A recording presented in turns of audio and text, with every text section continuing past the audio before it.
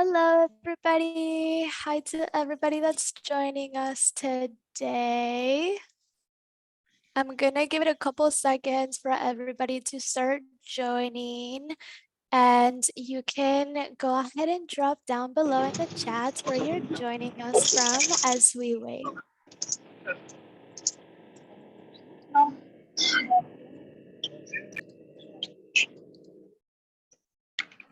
Alrighty, so let's get started. Welcome, everybody. Thank you for joining us.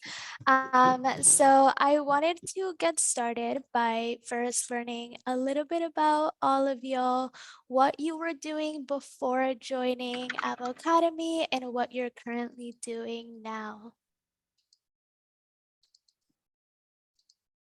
Awesome. Yeah, so I can go first. My name is Jennifer Jelliff-Russell. And before I joined Avocademy, I was a career counselor and coach for about 10 years. And then I stumbled upon Avocademy, and now I am a senior user experience designer at Dell Tech. Hi, everyone. My name is Jenna. Before joining Avocademy, I worked at KPMG doing technology risk consulting. And then I did Avocademy, the Career Jumpstart program. And now I work at JP Morgan as a UX designer. Hello, everybody. My name is Darious. Before Avocademy, I was a full-time student, but I was helping my community college with first-generation college students with their resumes, cover letters, professional development, things like that. And then I stumbled into Avocademy. It was one of the better decisions I made. So currently, I'm working with New Visions for public schools. I'm a product designer with them, and I've been there for a couple months now. That is amazing. Thank you all for sharing.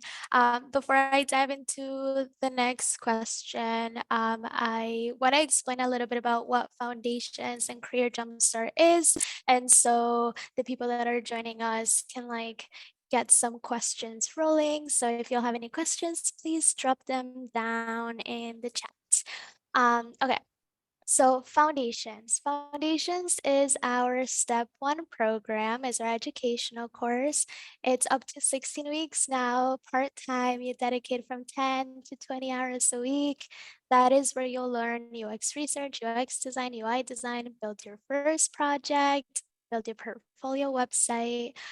We provide unlimited mentorship on Zoom with senior designers and also Slack mentors in our community where you get to chat with students and mentors and alumni sometimes.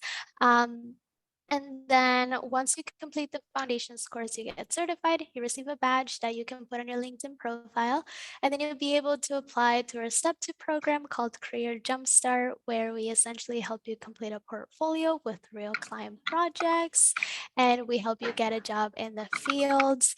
If you'll have more questions about the specifics of Career Jumpstart and timeline, it takes about 2 months to complete your portfolio and 2 to 6 months to get a job. Please drop more questions down below.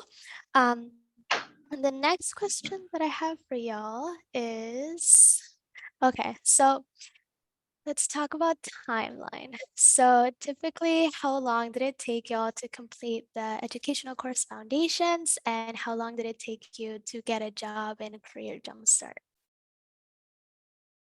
I can start. So Foundations took me about 8 to 10 weeks. And I was doing it full time. I did not have a job at the time, so I did do it in 8 weeks.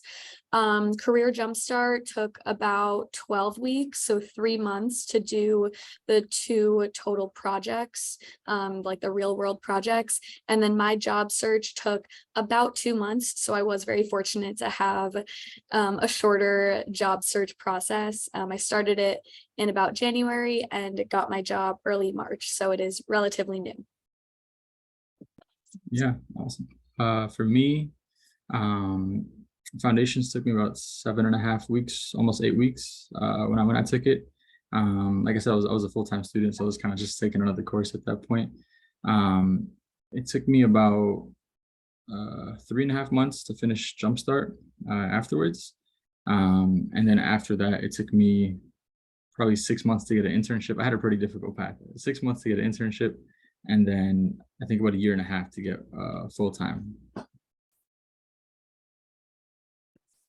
And foundations, I did it a little while ago. So back when it was an 8-week course. And so it took me 10 weeks because I was working part-time at the same time.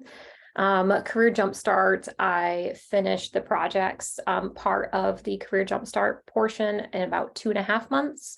And then I got a job in 11 days after that. So when I started applying for jobs, I interviewed that first week of job applications and got the offer that first week, and then started 2 weeks later. So, yeah. Congratulations, all of you. Like, that's super impressive. So how was your first week on your first role as a designer, and how does that compare to your... Okay, so I misinterpreted the question. So how was your first week on your first job? Like, I'm guessing your first ever job. And how does that compare to your current position right now? I think that's what they mean. I don't know. But yeah. So I'll be totally honest, I'm a newer grad and I don't start my job as a UX designer for 2 more weeks. So I can't really speak to my first week on the job yet. Yeah, I would say my first job, I'll say, was at CVS. It wasn't terrible, you know. I learned a lot. It was like retail job.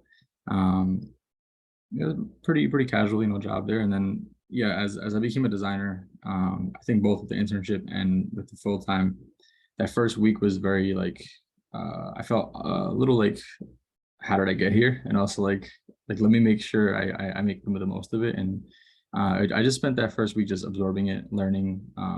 But yeah, I felt like really grateful to be in both of those positions. Yeah. Nice. So I'm maybe a job jumper. I've had a lot of jobs. I'm maybe older too. So I she said no. So I've had like 30 jobs and in like college and all that. But my big girl jobs, if you will. So my first like big job after I have a master's degree, and so after finishing my master's degree and getting a job in the career counseling world, looking at that job as kind of like my first job compared to my UX jobs. And I've actually had 2 UX jobs now. So I've had the first one that I got after Career Jumpstart, and I did that for about 2 months. It was a contract. And then I left there and got my current Deltec job, which is permanent full-time role. So in my career coaching life, if you will, my pre-UX life, those jobs were they were very, not rigid, but my schedule was very set.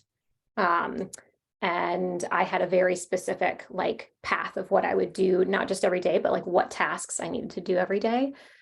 Whereas with UX, it's sort of a, you know, you need to hit this end goal. And so you kind of have to figure out what to do to get to that end goal. But because I had Avocademy to actually show me what I needed to do to get to those end goals, that I wasn't like worried. I was able to like set my own tasks. So every day, like I set my own schedule, I decide what I need to do to get to reach those milestones of that like finished design, if you will. And I do want to throw out there, because I didn't know this until a while ago.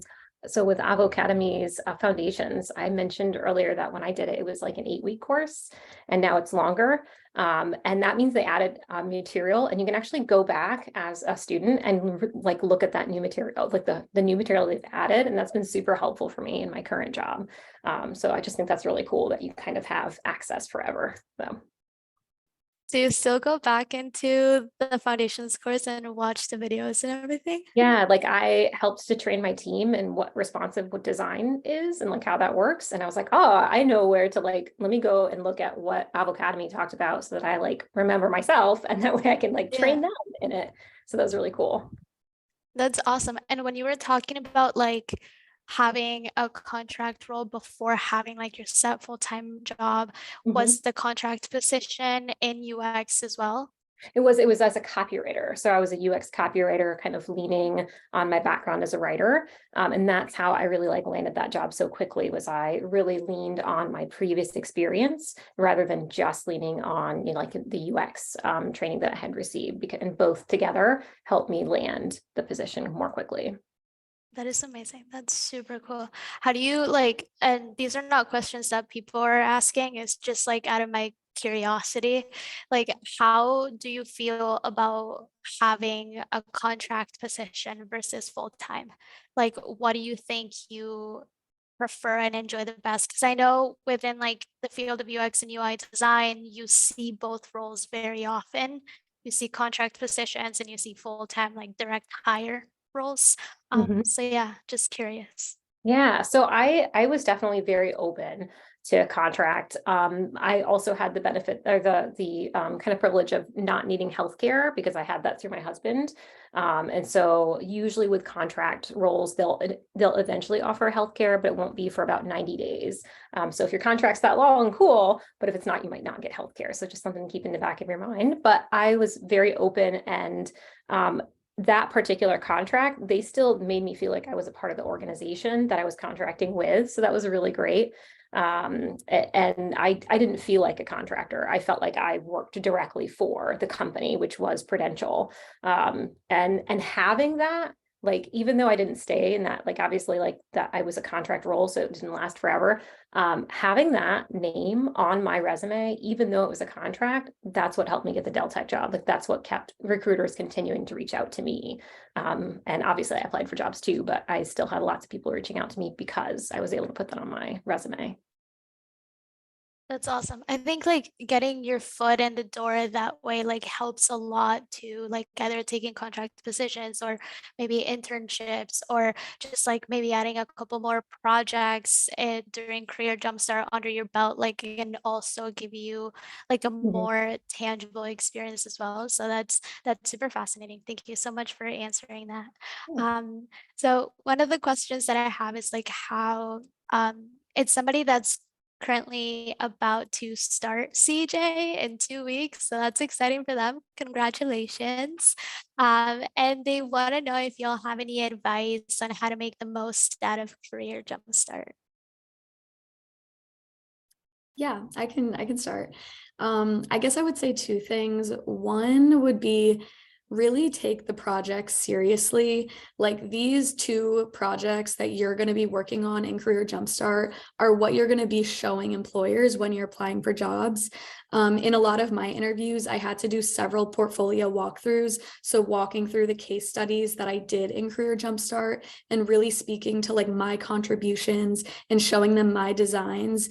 So don't just do the bare minimum, like really try and make it your best work, because this is sort of going to be representative of your like UX and design work as a whole when applying for jobs. And second, take advantage of the mentorship. This was like really important and really valuable in the Career Jumpstart program. I set up mentorship sessions like twice a week just to like go over things and help me throughout my applications and interview process and just like get more comfortable and more confident going into my interviews. So really take advantage of them. The mentors are there for a reason and they're willing to help, and it's only going to make you better. Yeah, I would also agree with that. Mentoring was probably one of the biggest things that I leaned on during that time. For many things, like my portfolio, I had that reviewed many times, my resume many times, and then just parts of the projects. Like when they started to get a bit more complicated, definitely reached out for assistance as many times as I could. That's another great point, Jenna, about like taking those projects seriously, because when you get to the interview phase, like you are going to have to talk about your work.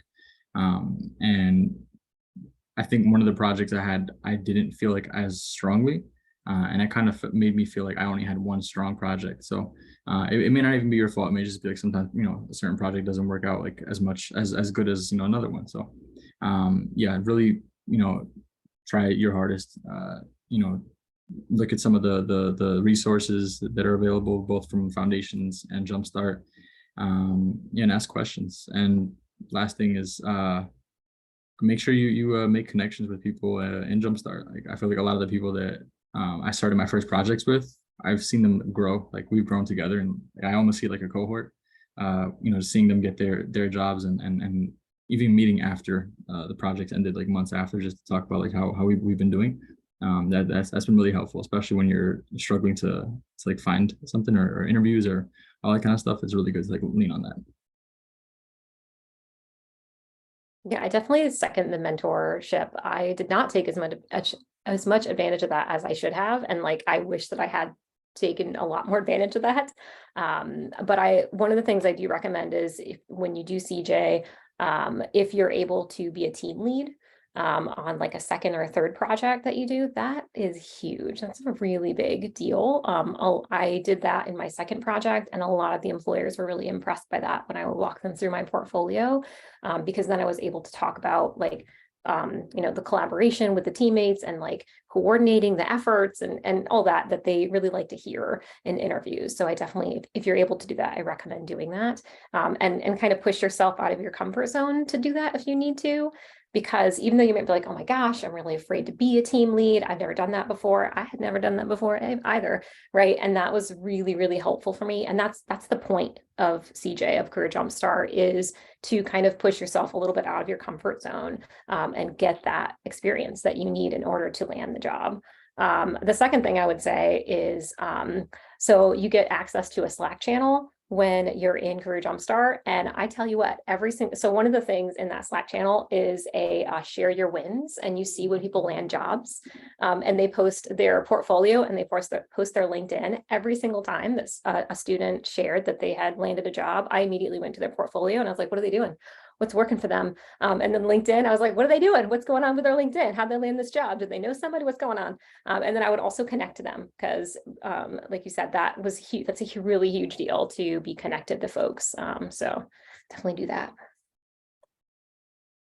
I never joined CJ or anything like that, but I feel like if I was in that group, it would be horrible for my mental health, because I am so competitive and I'm like, oh my God, what are they doing? Well, how can I make it better? Oh my God, they got a better job than me. So I'm like way too like competitive and like, what's it called? Like hard on myself to be able to do that. So props to you, Jennifer. You're able I did to. look at salary and I was like, how much are they making? I'm gonna try to make that much. I want to make that much. Okay, I can do that. So.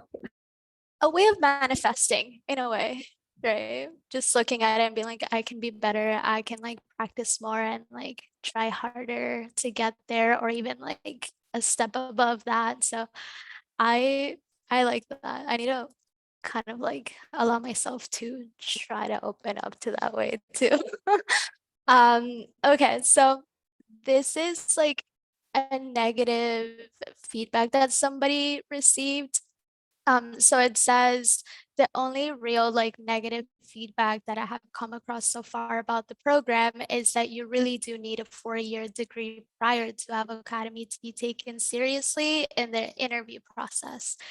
Do y'all feel that that has been true for your experience, for yourselves, or for other people in the program? So I can also give my perspective on this later after y'all answer about what you think. I'd say it's half and half. Like some places will, depending on like the industry you're going into. I actually didn't even leverage my degree for like the first 6 to 8 months of interviewing. Like I only marketed myself as a designer, so I didn't even talk about what I was good at or like studied prior to it. I would acknowledge it, but very subtly. It was more about like my design work that I wanted to talk about. But in many of the interviews, it was rarely asked of me. Like rarely did people ask for my degree. They wanted to see more like my work. And then as I progressed past that first like recruiter call, they definitely didn't like really ask for it. It was more just like, what's your experience? How do you, like how do you problem solve?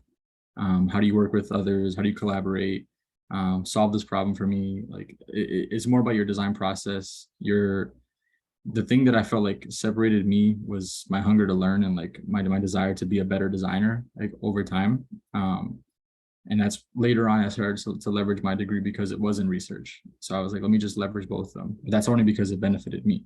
But I felt like had someone not had a degree, like as long as you show that you really want to be a designer and you're actually interested and you're not just trying to get a job because it's, you know, like trendy now, like that will separate you. So it's not as much of a handicap as I feel like people make it out to be.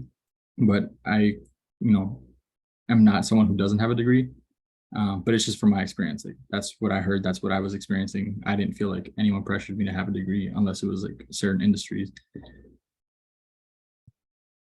Yeah, I mean, I definitely think having a degree is important, but if you don't have one, I don't think that's going to deter you from getting a job.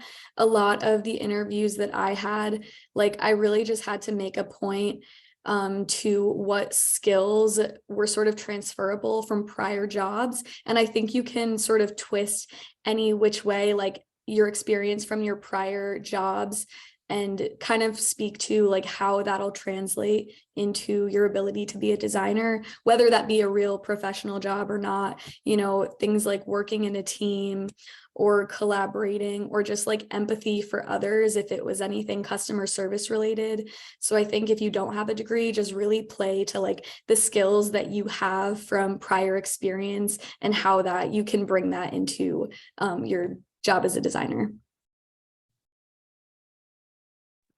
Yeah, pretty much the same thing as you guys said. Like I think it can be helpful if you have a degree. Like don't get me wrong.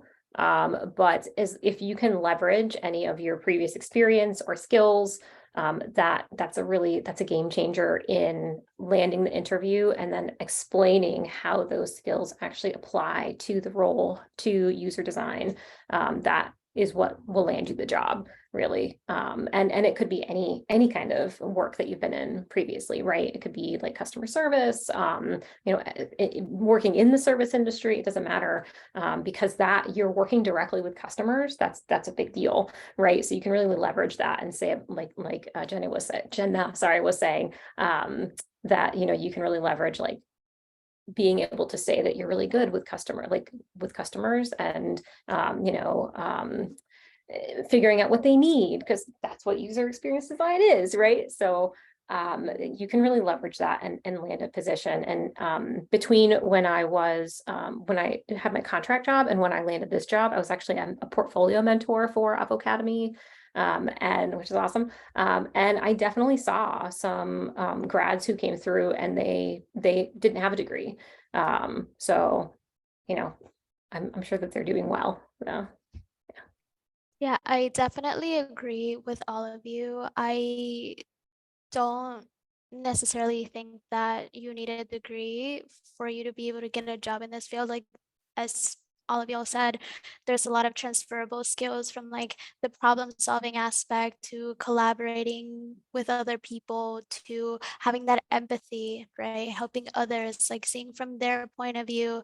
Like, there's so many different skills, and it's how you leverage those skills that helps you get a job, and also the quality of your portfolio. So something that Maga used to tell me all the time when I used to ask her, like, what makes somebody from getting a job in 2 weeks versus somebody that gets a job in 6 months or 8 months? And I thought it had to do with their background, right? Maybe something that's more related towards the background. And Mago's like, not necessarily. Like, it can be because of the way that they sold themselves as designers, the way that their portfolio looked, and how they showcased their skills. So a degree doesn't define you within the field of UX and UI design.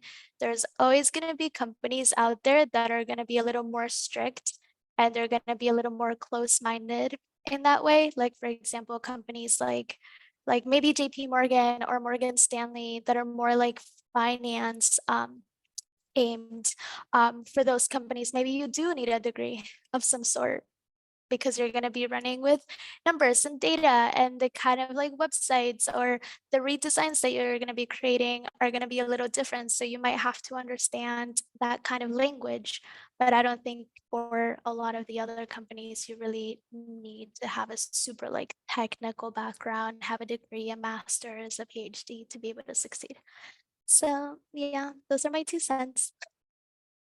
Um, Let me see. Okay, so from the time you submitted your first resume and application, how long did it take you to secure a position? And was it the first offer that you took? So from the time I submitted my very first job application, it took about 2 months until I got a job offer, and it was the first one I took. But in Career Jumpstart, you are required to submit, I think, a minimum of 160 applications per month. So it's a really aggressive job search. I think I applied for like almost over 200 jobs in my first month. So it's, you're applying and for a lot until you sort of get that first offer. I am fortunate that my job search only took me 2 months. But I started getting traction, I think, for interviews about maybe 2 weeks into it. And then I was, in interviews with about 8 different companies, and slowly they started to fall off one by one until I eventually did get this one offer. And yes, like I said, it was the first one I got and I accepted right away. Yeah, for me, first application, I think started in like December of 2021. And yeah, it was just like, I definitely applied to over 600 jobs. I remember I had it tracked in, I forgot the name of the website we used to use. Hunter was it? Yeah, there you go. Yeah, so it took me about like 5 months. So by like May-ish is where I got the offer, and I started in June. And that was for my internship. But if we're going to like the full-time job, then yeah, I started applying August. So when I finished that internship, so I started in August, and I got something in December, and then end of December. So that one took about maybe 5 months from there. And then I had the start date of January. Yeah, so both of those were first offers. And then interesting story, the job that I currently have, I was interviewing for while I was getting the internship, and I got a rejection, but not like a bye we'll see you, but more like you need to grow in some areas. Here's some advice. I applied to it again and ended up working there, currently. So that was really cool to see.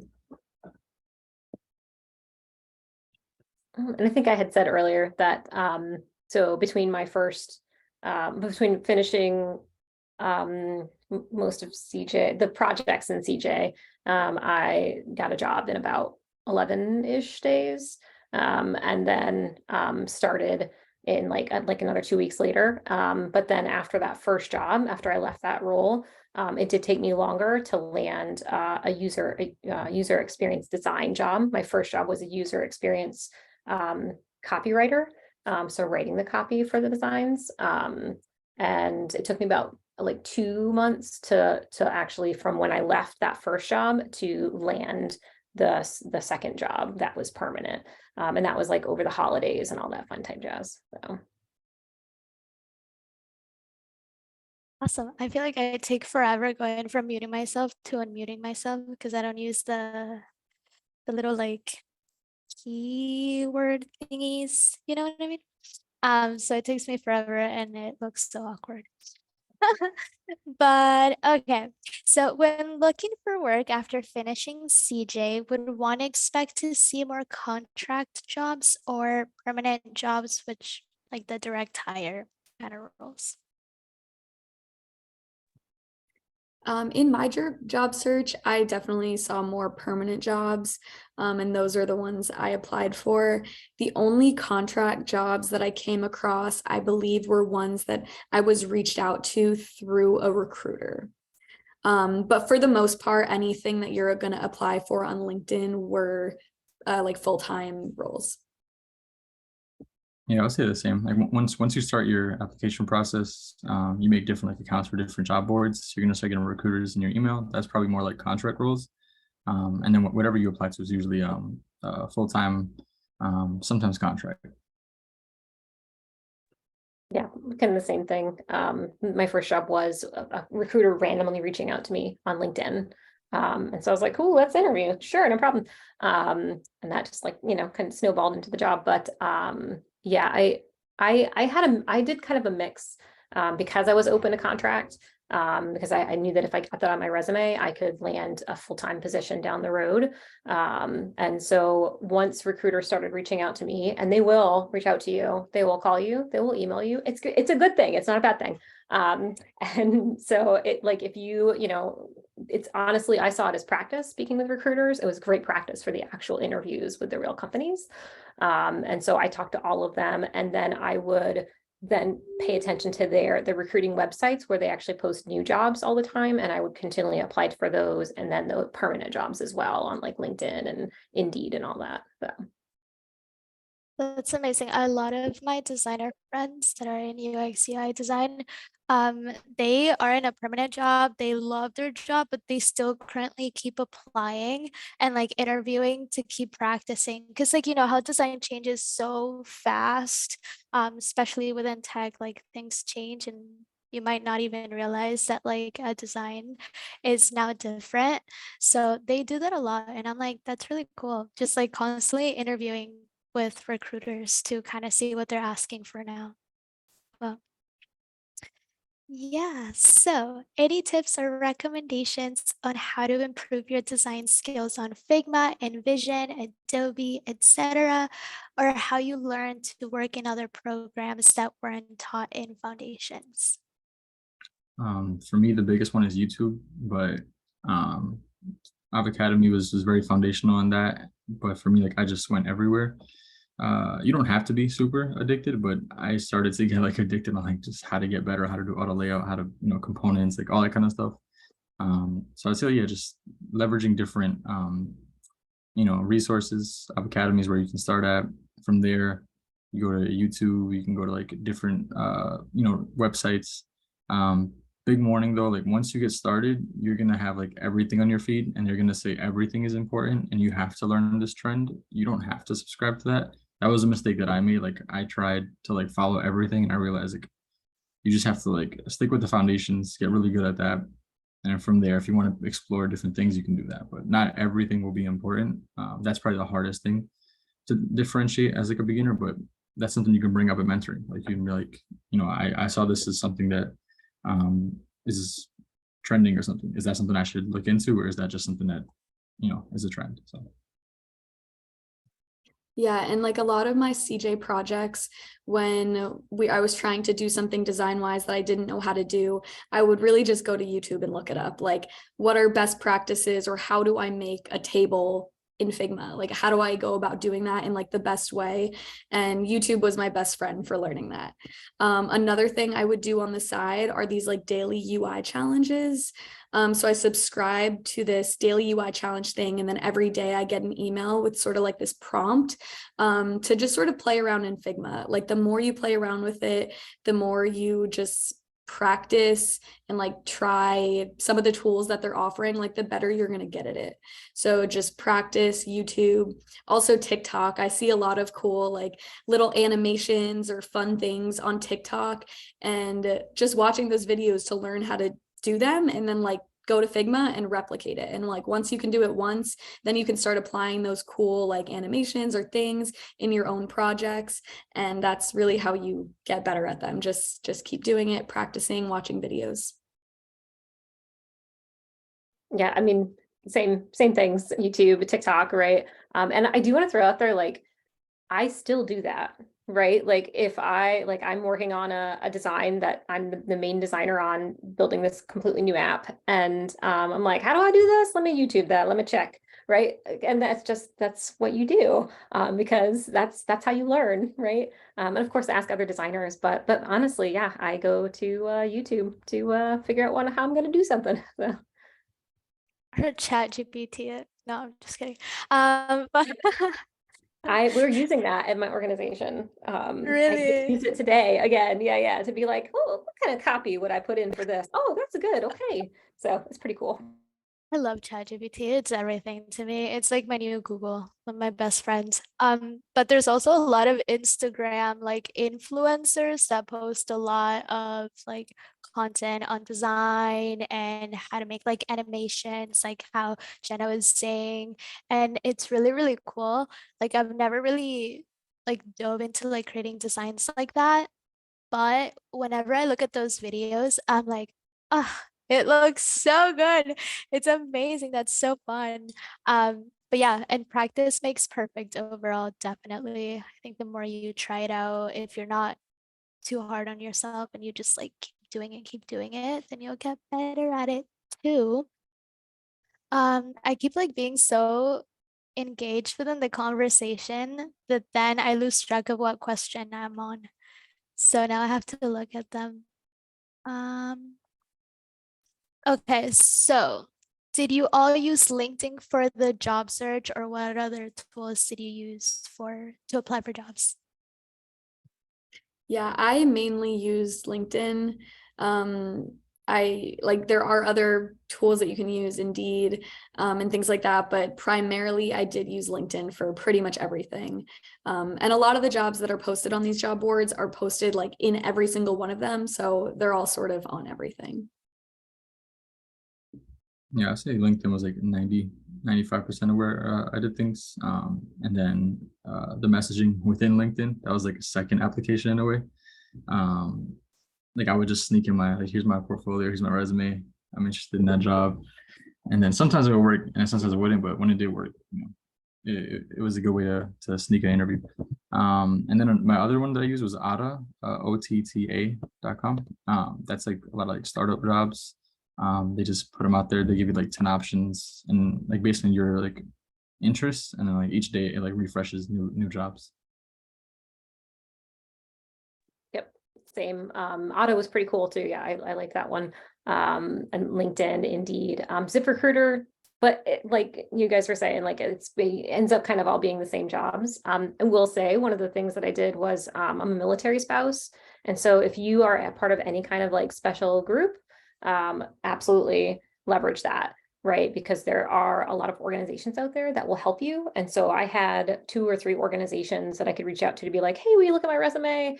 Or like I got to sit in on Google's Vet Tech Week. And so I got to like speak and be mentored by Google employees who were in design, which was cool.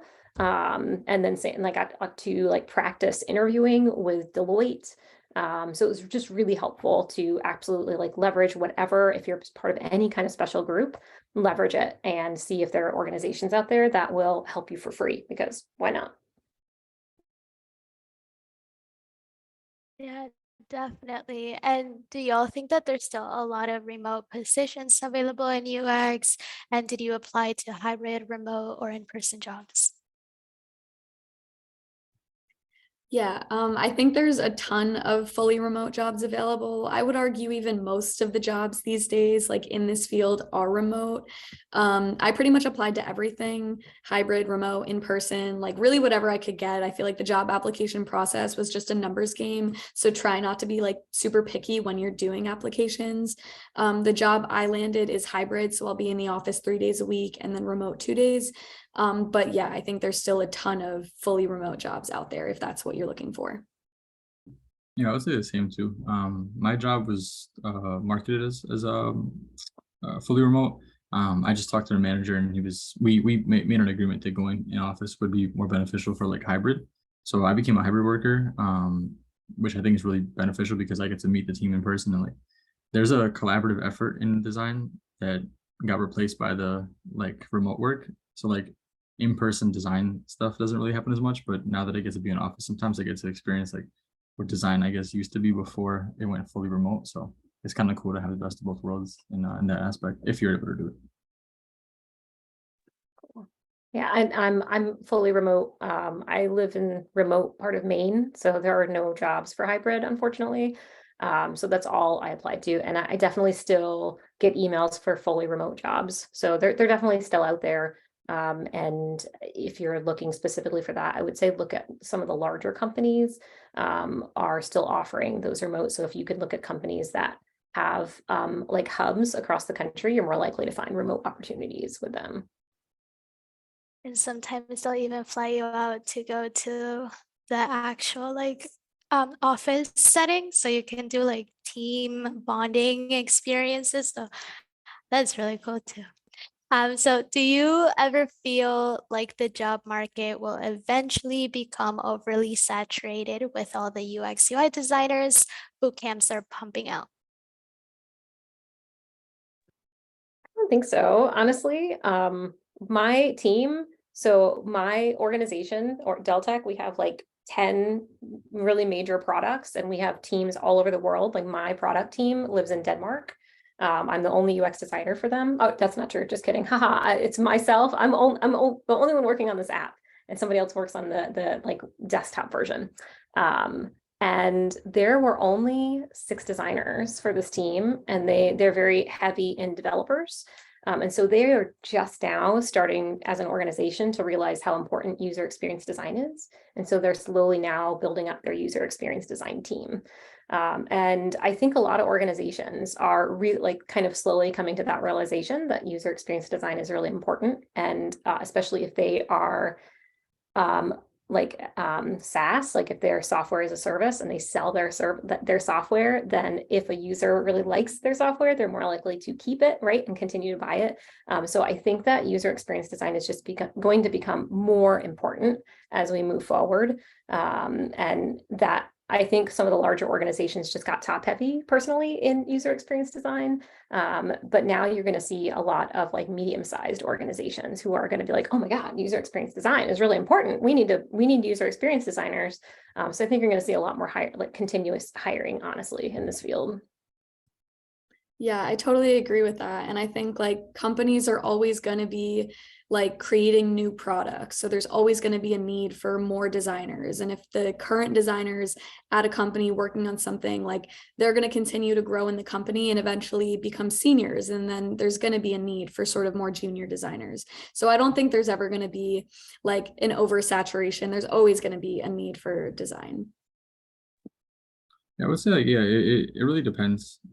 Like for me, I felt that when I was applying for jobs, like I feel like there was a lot of people applying to the jobs, but like I said before, the biggest thing is just showing your dedication to the craft. Like if you really are interested and this is what you want to do, then you'll show it. And I think that's probably what overpowers that that theory of like oversaturation. Will just make sure that you're really interested in what you're doing, and you'll be just fine.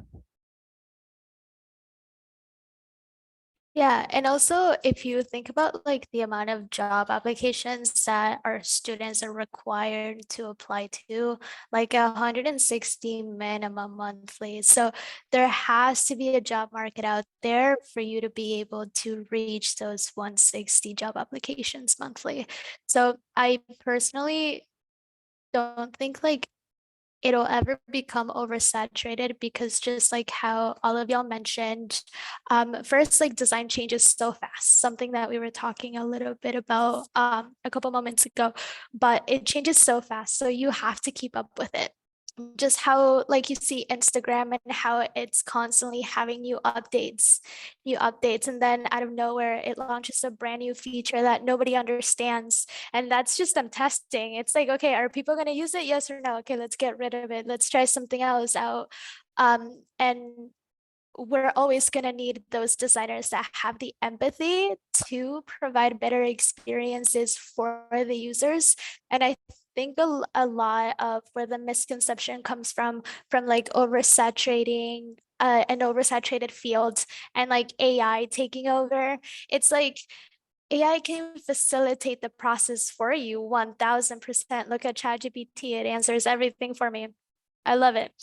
But then again, like you still need that human being to process the information, synthesize data, organize that data, create designs that are going to help another human being. So that is too complex for AI to take over and for the field to be overly saturated to the point that you can't find jobs and keep doing that, if that makes any sense.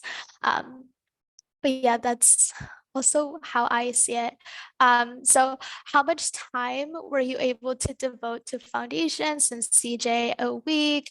Were you working full time or parenting?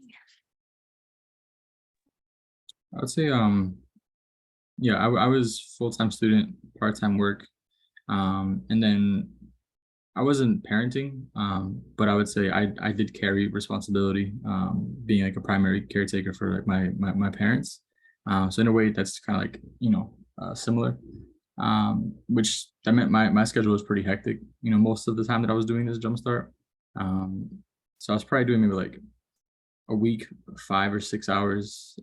If I'd sacrifice some weekends and just do the work, and that would give me more time. So it really just depends. Like whenever you do have free time, put in that time. If you're commuting to work and I don't know, maybe like train or bus, maybe not. Maybe even if you are driving, listen to a podcast. Like just figure out a way to kind of get more information, and that kind of sticks. So yeah. Yeah, I would say for foundations, I did maybe 10 to 20 hours a week. And then for Career Jumpstart, I was doing this full time. I didn't have any other obligations. So I was working a little bit more than probably the average person and doing anywhere in the range of 20 to 40 hours a week. But most of the other designers that I worked with in Career Jumpstart, a lot of them had full-time jobs that they were working in addition to this. And even a dedication of like 10 hours a week, sort of working late at night, they were able to make it work. So it's definitely doable, even if you do have other responsibilities. And for foundations, I was part-time, working part-time. And so I did maybe 10 to 20 hours a week, maybe. And then, which made me take a little bit longer to finish, because again, it was an 8-week course, and I finished it in 10 weeks at that time. And then Career Jumpstart, I actually left my part-time job just so I could focus on Career Jumpstart, which allowed me to work on 2 projects at one time.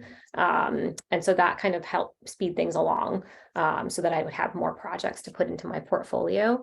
But I definitely, I probably would have only, if I was still working part-time, I would have only taken on 1 project, but it still would have been doable. So you kind of have to figure out like what works for your schedule. And also, we don't recommend for anybody to quit their job when you join Career Jumpstart. Just so you guys have that in mind. I know that some of our students do that, but a lot of them also keep their full-time jobs until they have something new, and then they keep going.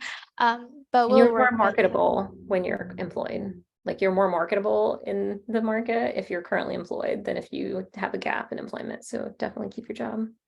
Really? I don't know. I mean, I've heard about that before, but I didn't know like the reasoning to why. So are there many other UX designers around you in your company, or are you the only one? Jennifer, I know you mentioned that you work on one specific project independently. And then the rest of the question is like, who's your manager and who do you learn from in your company? You don't have to say the name of a manager, but I'm just saying like if it's like a mid-level designer, senior level designer, a product manager, like who do you have as a higher up? So I have not started my job yet, but I will be working on a team of designers that are a mix of junior, senior, manager, etc. So yes, I will be working with other designers, and ideally I will learn from, my higher ups. If I report directly to a senior designer, ideally I would be learning mostly from them. Yeah, for me, my team consists of 4 product designers, including myself, 1 senior designer, and then our design manager. And then we also have like product managers that help us organize the project throughout and like collaborate with engineers. So like I guess managers from every department, whether that be engineering, some teams have data engineers. So you don't directly correlate with all of those managers, but you will like, talk with them and figure out how your designs work in relation to their, field. Yeah, similar. Each product in our organization has its own like product team, if you will, and sort of a designer assigned to it. Right now, there are 9 of us designers, and then we have a manager, but they're not a designer, our overall manager. And so the person that they're technically my direct report, like the person I report directly to, if you will. But then they actually just shifted things around so that there's an in-between supervisor that I can actually lean on as a mentor. And so we have like one-on-ones, which is really great. And then I have an official mentor as well, who has been in the design space since like the 90s, which is really cool to like be able to like get his input on on stuff. So so they really tried to make it at my organization so that there is that opportunity for mentorship, which is nice. Yeah, and we also got another question about AI tools coming out.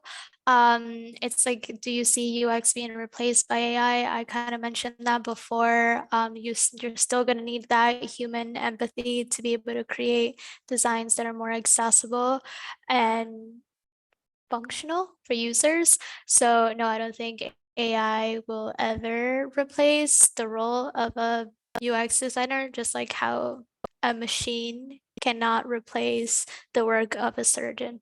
Can it help surgeries? Yes. Can it replace the surgeon? No. So yeah, that's what I received from it, but I don't know if y'all want to mention anything about that. Yeah, I mean, like you said, Carla, I don't think it would ever replace it, but I think there are AI tools that you can obviously leverage to enhance your UI and UX skills. I mean, I know now there's like AI tools that you can like generate images or generate like a landing page, for example, but that's more on the UI side, not necessarily the UX side. And obviously you can use AI for like copyright and to write content. So there's a lot you could sort of like integrate into the UI UX process. But there's, again, a lot of stuff that just having an understanding of the user experience or empathy for users that AI can't really take over. You know, it's like I haven't really used AI like super like that much, but I have used it, you know, for different things like resume, coming up with some ideas or something like that. Notion just dropped like an AI feature recently that's been there. I also agree. I don't think it'll take over fully. To me, the way I see it is like it's a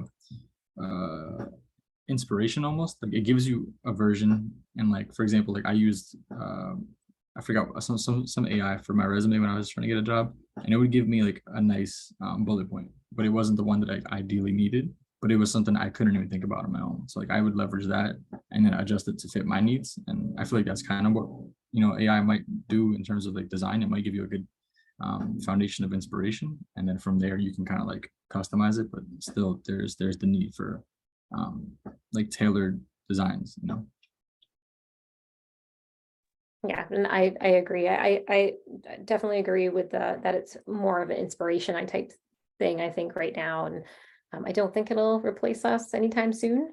I think it's going to be a while before it could potentially actually replace us, because it's pulling data, right? So it's pulling all this data from different places. And so, you know, it's pulling data from things that have already been designed. And so what happens if there's no UX designers to like provide that data? Does that make sense? So I don't know. I don't think it'll replace us, but Yeah, and it's what y'all mentioned as well. It's like using it to leverage your designs, right? Like even when I look up something up on ChatGPT and be like, hey, can you rephrase this for me? Like I still make it my own. I don't copy that and paste it and then oops, okay, I'm done.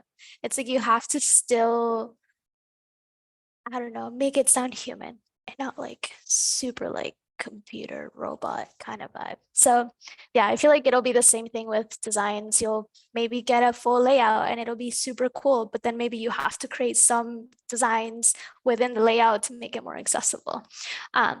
So I have two last questions and we can go through this one fast and then the next one we'll dive into. So it's, what is your opinion about the foundations course? Did you feel like it was in depth? Did you understand everything about UX UI design after the course? And did you have to go, or do you have to do additional work outside of the course to fully understand? I really loved the foundations course. Most of the people that do it, you know, don't have any design background. So it really lays out the process in like the order that you should learn everything, like really understanding UX and UI design principles, going through like the appropriate design process. So it really teaches you everything you need to know from like a from people coming in without any design background. I did not have to do any work outside the course. The only stuff I did outside of it was sort of like the learning of the design tools and just like bettering myself, which the course does provide you, like how to use Figma and the basics, but obviously, you know, you want to be the best you can be. So there's so many nuances of all of the design tools that you can't necessarily learn just through the course. It's really learning by doing. But in terms of like UX design, UI design principles and basics and everything you need to know, the course does teach.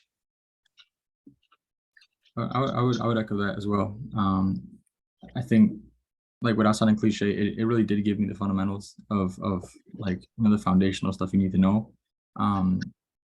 Many of the interviews, like, I would get compliments on the foundations, and like I would credit that to, like, you know, some of the stuff that I learned here. But yeah, I, like, me personally, I earlier, this is probably one of the better decisions I've made in my life. And Avocademy has been growing, you know, obviously for a good reason. Like, there's when I first started, there was just the foundations course, and I think the Career Jumpstart had just been launched. And then yeah, now there's like 18 different courses being very specialized on like certain parts of designs. And you don't do that by not being a quality course. So yeah, I'll definitely want to take a look at these new courses, but the foundation and the Career Jumpstart definitely set me up for a good, you know, place to start. Yeah, same. I didn't have any background in design at all. I was more, let me talk to people in a therapeutic setting, right? And so it definitely provided everything that I needed. And I really liked that allowed you to be hands-on in different areas of UX, right? Because there's user experience design, and then there's user experience research, and then there's also user experience writing or UX writing. So there's, and you get to actually do each of those things throughout the course. So you can get a feel for, oh, do I like this? Oh, I think I do like this. Maybe I'll go for this, right? And then you can kind of leverage that background that you have if you have experience in that particular area. So I really liked that. And that it was a do, like, learn and then do, learn and then do. So you learn it and then you actually do it, you apply it right then, and then you move on to the next lesson. That for me really solidified it in my mind, so I remembered it. Funny enough, like when I have my Zoom calls, I always tell them that because I only took the foundations course. And for me, it was such a different way of learning coming from the traditional like college where you learn all of the material and then boom, exam. And then it was like, okay, I have to reread everything and like study and see how I'm going to apply this on the exam. And here it's like you learn boom activity, you learn boom activity, and it just clicks so well. So I was like, I wish college would have done that for me. But okay, so I have my last question for now, and that is, well, not for now, but the last question, Sadie looked at me like, okay, so the last question is, any advice to people who want to change careers into UX and UI design? And what would that advice be? I would say just try it. I feel like for me personally, I have more regret for things that I don't do rather than regret for things I do and then end up I don't like it or I fail at it. So if you're even thinking about it at all, or UX UI does pique your interest, you just do it. It's an 8-week course. It's 8 weeks of your time. You can kind of figure out if you like it. And then if you do, continue on to Career Jumpstart and pursue it. And if you don't, the worst thing that's going to happen is, you know, you, I guess, not wasted, but then you know that it's not for you. But you don't always want to be wondering, what if you never try it? So just do it. It was the best decision I ever made. I'm so happy pivoting into this new like career path. So yeah, just do it.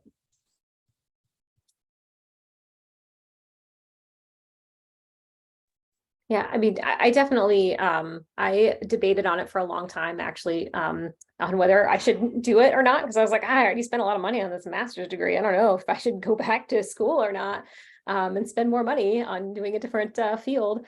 And I actually ended up taking a free course on Coursera, just in general, of user experience design, and just to be like, what is this? Like, what even is this? And that helped me get a feel for like, oh, I think I really would like this, and my background really leans toward it, or lends itself to it. And that's what really like convinced me to do it. And I'm so glad like I made that leap. Because there are so many different areas of UX, again, that if you know UX design, UI design, and then research and writing. So like I feel like there's kind of an area for everybody. And I also feel like whatever background you come from, you can actually make it work for design. Like whatever you come from, it actually will lend itself to design. And whatever background you come from also makes you unique. It makes you a unique designer, which is actually the cool thing about UX design. You rarely talk to a UX designer who has the same background as another one. Like it's just kind of a cool field to be in. Yeah, definitely. Oh, sorry. Last point. Go for it. The last thing I would say, like, if you're gonna, look into this, it's a, I don't know, for me at least, it was a wild journey, and I like submitted to like whatever happened. Like, there were many times where like it wasn't pleasant. It was just me like head down, Figma, YouTube learning. Nothing was happening, no traffic, and then when I look back in the last year and a half, 2 years, like I'm very grateful for all of those ups and downs, because they do build character, and that's just what's going to happen if you decide to switch. You're going to have the learning curve, you're going to have the self-doubt, you're going to have all these things creep up, but you stay committed to it and you keep pushing into it, and ultimately things will work out. I love that. Thank you guys so much for sharing all those beautiful advices with us. So just a heads up, if we forgot to answer any of y'all's questions or we were unable to answer y'all's questions, please email info@avocademy.com and we'll get to all of them. Also, for those that are still watching us, we dropped down a coupon down below, and by we I mean Sadie. She dropped down a coupon down below. It's Grad Panel, and you'll receive $200 off, and it'll be available until Friday, March 31st. It was super lovely chatting with all of y'all today. Jenna, congrats on your job and good luck on starting soon. I hope you'll have a beautiful rest of your week. And if you'll ever need anything, reach out to me. I'm always here. Okay. All right, thank you so much. Appreciate it. Thank you. Bye. Take everyone. care.